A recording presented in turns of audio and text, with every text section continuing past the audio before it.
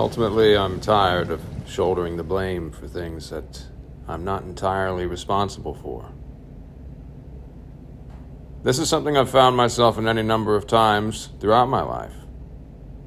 And yet, time and again, it's been the same experience, no matter what kind of environment for accountability I've sought to demonstrate and or cultivate. The problem is, well, one of many, nothing ever actually gets solved this way. But that's the problem with fear.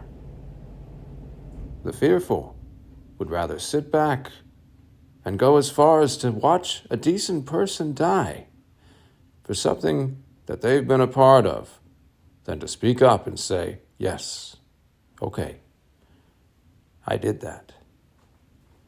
And thus to help clear their own karmic part of a problem.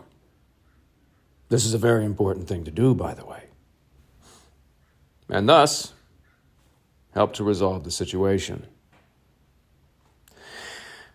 But nope, blame the fall guy. That's what I've become accustomed to. This is the kind of thing certain tribes would do long ago. In a form of ritual, they would place their sins on a goat. Rumor has it, the purer of heart, the better. More karmic room that way, I suppose. And then they'd either send the goat off to be consumed by the wilds, or they'd just kill it. This is where the term scapegoat comes from. A very Faustian bargain way of dealing with issues. And this stuff doesn't really work anymore. It's barely worked to begin with, and not without significant back taxes. From my understanding, it's not exactly permitted anymore. Everyone's had time to grow up and learn how to face their own shadows and demons, along with many proddings from life itself to do so. But if that's how it's going to be,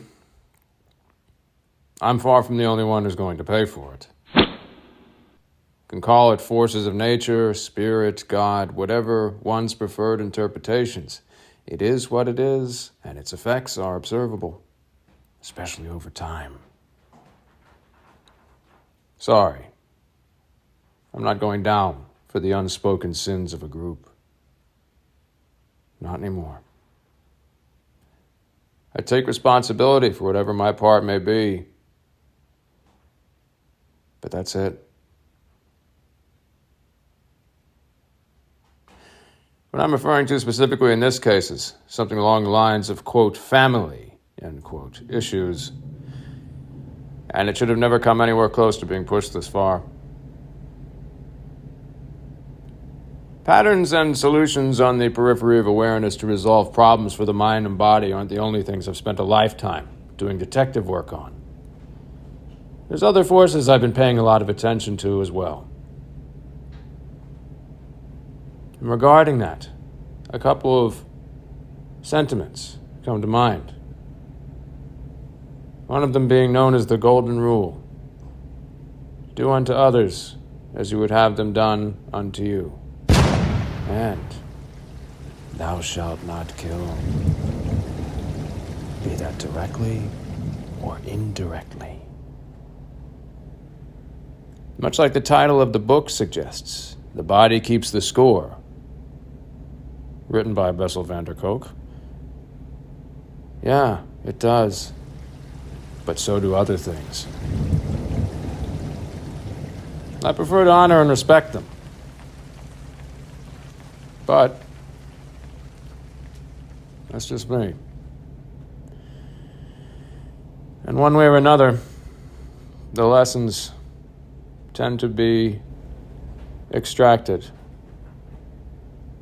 if they're not participated in and when they're being presented to do so. And they tend to be extracted over time. Painfully.